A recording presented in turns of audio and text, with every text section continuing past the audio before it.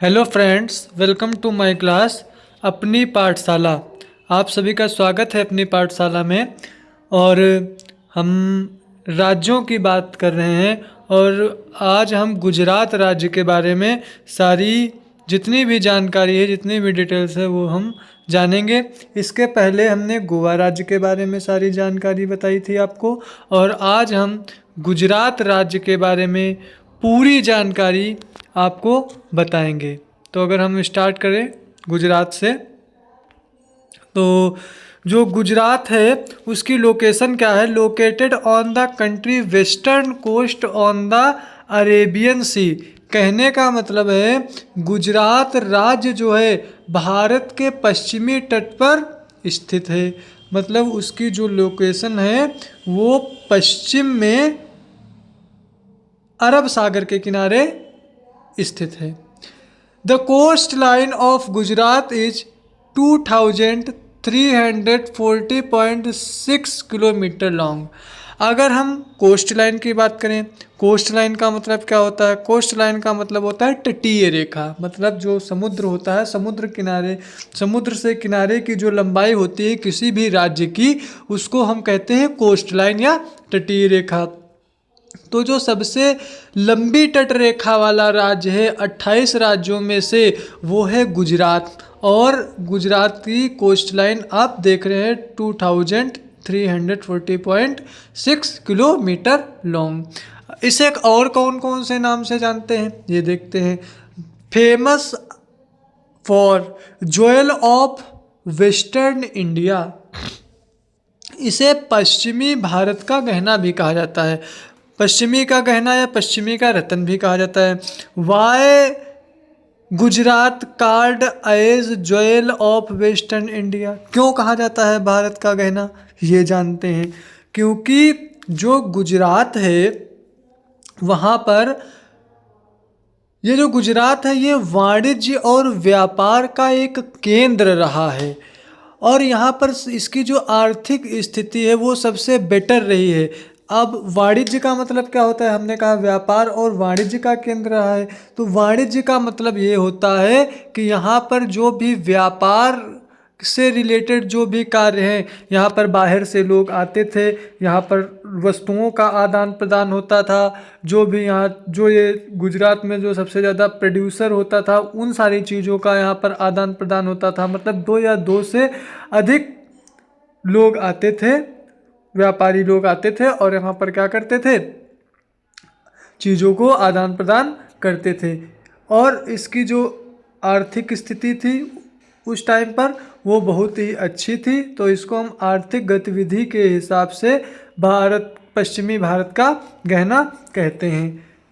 अब अगर हम बात करें सेकंड नंबर की, तो लैंड ऑफ लायंस। इसको शेरों की भूमि भी क्यों कहा जाता है गुजरात को? अब यहाँ पर भी प्रश्न बन जाता है कि वाई गुजरात का लैंड ऑफ लायंस। भाई जब लैंड ऑफ लायंस कहा जा रहा है तो क्यों कहा जा रहा है? तो यहाँ पर गुजरात जो है एशियाई जितने भी लॉयंस हैं, एशिएटिक लॉयंस हैं, एशिएटिक लॉयंस का घर है गुजरात। यानी कि जितने भी जंगली एशियाई शेर हैं वो सब कहाँ रहते हैं?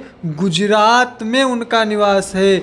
गुजरात में गिर फॉरेस्ट है और गिर फॉरेस्ट में लगभग, अगर हम आपको आंकड़ा दें, याद करें अगर हम, तो शायद 890 से लेकर के 900 एशियाटिक लायन, जो बाहरी एशियाई शेर हैं, वो गुजरात में हैं। इसीलिए हम इसको लैंड ऑफ लायंस भी कहते हैं।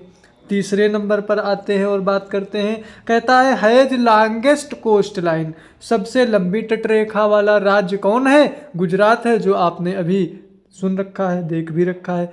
चौथे नंबर की बात करते हैं गुजरात के बारे में। Largest producer of cotton in India. अगर हम कॉटन की बात करें, रुई की बात करें, तो सबसे ज़्यादा जो रुई का प्रोड्यूसर है, कॉटन का प्रोड्यूसर है, वो कौन है? गुजरात। पांचवें नंबर की अगर हम बात करें, largest producer of salt in India. ये जो नमक आता है आपके घरों में पैकेटों का, तो सबसे ज़्यादा जो नमक का प्रोड्यूसर है वो कौन है? गुजरात है। छठे नंबर की बात करते हैं। छठे नंबर पर देखते हैं, तो छठे नंबर पर कह रहा है largest producer of groundnut in India. मूंगफली जो आप खाते हैं, मूंगफली का सबसे बड़ा उत्पादक कौन है? सबसे बड़ा प्रोड्यूसर गुजरात है। यानी कि वो नमक हो, वो मूंगफली हो, काटन हो, ये सारी चीज़ें जो हैं वो गुजरात में सबसे ज़्यादा प्रोड्यूस होती हैं। अगर हम गुजरात के जर्नल इन्फॉर्मेशन की बात करें, वहाँ के मुख्यमंत्री कौन हैं, वहाँ का फार्मेशन ईयर क्या है, कैपिटल क्या है, इन सारी चीज़ों के ऊपर एक नज़र आइए डालते हैं और देखते हैं। अगर हम गुजरात के कैपिटल की बात करें तो वहाँ की कैपिटल है गांधीनगर। अगर हम फार्मेशन ईयर की बात करें कि इंडियन कॉन्स्टिट्यूशन में गुजरात को कब राज्य का दर्जा मिला, तो वो है 1 मई 1960 में, 1960 में मिला। अगर हम गवर्नर की बात करें तो गवर्नर जो हैं वर्तमान राज्यपाल वहाँ के आचार्य देवव्रत हैं। अगर हम गुजरात के मुख्यमंत्री की बात करें तो वो कौन है? भूपेंद्र भाई पटेल हैं। अगर हम नंबर ऑफ डिस्ट्रिक्ट्स की बात करें कि गुजरात में कितने ज़िले हैं, तो गुजरात में 34 डिस्ट्रिक्ट्स हैं, 34। अगर हम वहाँ की भाषा की बात करें कि वहाँ पर कौन सी भाषा बोली जाती है गुजरात में, तो एक भाषा तेलुगु बोली जाती है और दूसरी भाषा जिसे हम गुजराती कहते हैं वो बोली जाती है। अगर वहाँ के हम राजकीय पशु की बात करें, स्टेट एनिमल की बात करें, तो वो कौन है? एशियाटिक लायन है। वहाँ का हाई कोर्ट कहाँ है? ये सबसे बड़ी इंपॉर्टेंट चीज़ है, याद रखिएगा। वहाँ का हाई कोर्ट कहाँ है? अहमदाबाद में है। अब आइए हम जानते हैं कि गुजरात राज्य कौन कौन से राज्यों से अपनी सीमाएं को साझा करता है, बाउंड्रीज कौन कौन से गुजरात के देश राज्यों से बाउंड्रीज रखती हैं। अब आइए नेक्स्ट स्लाइड में ये हम जानते हैं। तो अगर हम बात करें नाइबरिंग स्टेट्स की, गुजरात के नाइबरिंग स्टेट्स की, उससे पहले जान लेते हैं कि उस गुजरात का स्क्वायर किलोमीटर एरिया कितना है। तो जो गुजरात का स्क्वायर किलोमीटर एरिया है वो 1,96,224 स्क्वायर किलोमीटर है। 1,96,024 स्क्वायर किलोमीटर गुजरात का टोटल एरिया है। अगर हम नाइबरिंग कंट्रीज़ की बात करें तो उत्तर में अगर हम देखें तो राजस्थान, ईस्ट में देखें, पूर्व में देखें तो मध्य प्रदेश, अगर दक्षिण में देखें तो महाराष्ट्र, पश्चिम में अगर हम देखें तो एक कंट्री है पाकिस्तान और उसके साथ में है अरेबियन सी, और अगर हम उत्तर पूर्व में देखें तो दादरा नगर हवेली, दमन एंड दीव। अब इन सारे राज्यों की हम सीमाएं अभी देखेंगे कि किस प्रकार से गुजरात इन राज्यों की सीमाओं से लग रहा है। आइए मैप में चलते हैं और मैप में देखते हैं। तो ये देखिए, ये मैप है आपके सामने और इस मैप में हम क्या करेंगे? डायरेक्शन को बनाएंगे। तो गुजरात से ये हमने डायरेक्शन ऐसे बना ली, तो ये कैसे, इधर कौन है? ईस्ट, इधर कौन है? वेस्ट, और ऊपर कौन है? नॉर्थ, और नीचे कौन है? साउथ।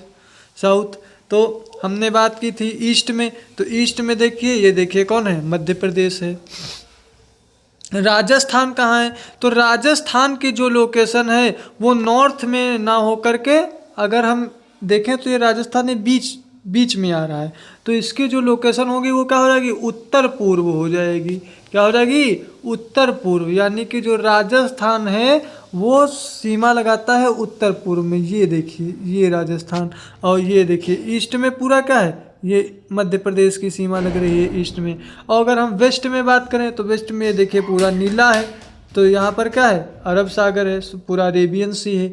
और अगर हम साउथ में चले जाएं तो साउथ में आपको क्या देखने को मिलेगा? दक्षिण में महाराष्ट्र देखने को मिलेगा। इस नक्शे में दमन और दीव की फ़ोटो लगी नहीं है, लेकिन हम आपको दिखाते हैं। अगर दमन और दीव चले जाएंगे तो ये आपको क्लियर करते हैं। दमन और दीव, ये साउथ, यहाँ पर कहीं नीचे आपको देखने को मिलेंगे दमन और दीव। जो दादरा नगर हवेली और दमन और दीव देख रहे थे, जो दक्षिण और पश्चिम में थे, वो आपको कहीं यहाँ पर देखने को मिल जाएंगे। इस मैप में शायद नाम छूट गया है, कोई बात नहीं, बट हमने आपको लोकेशन बता दी है। तो आपने ये राज्यों को देखा कि किस प्रकार सीमाएं शेयर कर रहे थे, कि ईस्ट में मध्य प्रदेश, साउथ में महाराष्ट्र और पश्चिम और दक्षिण की बात करें तो दादरा नगर हवेली, दमन एंड दीव। और अगर हम उत्तर और पूर्व की बात करें तो उत्तर पूर्व में राजस्थान, कुछ इस प्रकार से।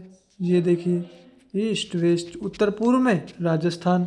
तो ये थी सीमाओं के बारे में बात। अब हम यहाँ के लेजिस्लेचर के बारे में बात करेंगे कि यहाँ पर विधानसभा की सीटें कितनी हैं, लोकसभा की सीटें कितनी हैं, राज्यसभा की सीटें कितनी हैं। आइए ज़रा एक नज़र इस पर भी डाल लेते हैं। तो वहाँ पर मेंबर ऑफ पार्लियामेंट की अगर हम बात करें, मेंबर ऑफ लेजिस्लेटिव असेंबली की बात करें तो वहाँ पर विधायक की सीटें 182 हैं। अगर हम मेंबर ऑफ पार्लियामेंट की बात करें, सांसद की सीटों की बात करें तो 26 हैं। अगर राज्यसभा सीटों की बात करें हम तो राज्यसभा की सीटें वहाँ पर कितनी हैं, 11 हैं। तो मेंबर ऑफ लेजिस्लेटिव असेंबली 182 हैं, मेंबर ऑफ पार्लियामेंट 26 हैं, और अपर हाउस राज्यसभा की सीटें 11 हैं, और वहाँ का हाई कोर्ट अहमदाबाद में है। तो ये सारी पूरी जानकारी एक ओवरव्यू था गुजरात राज्य के बारे में। अगर आप किसी भी राज्य के बारे में जानकारी चाहते हैं तो आपको इस चैनल पर देखने को मिल जाएगी, और ये इतनी जानकारी है इसमें कि आपको पूरी तरीके से सक्षम बनाती है किसी भी क्वेश्चन को करने के लिए जो एग्ज़ाम में पूछ दिए जाते हैं। मान लो किसी ने क्वेश्चन पूछ दिया कि बताओ गुजरात की सीमा उत्तर में किस राज्य से लगती है, तो आपको हमने भी बता रखा है, आपको पता है।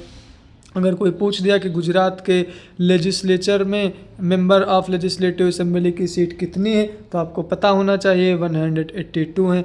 तो जीके में और जनरल अवेयरनेस में, करंट इवेंट्स में ये क्वेश्चंस आ सकते हैं और ये इम्पोर्टेंट भी हैं। तो thank you for watching, thank you to you all.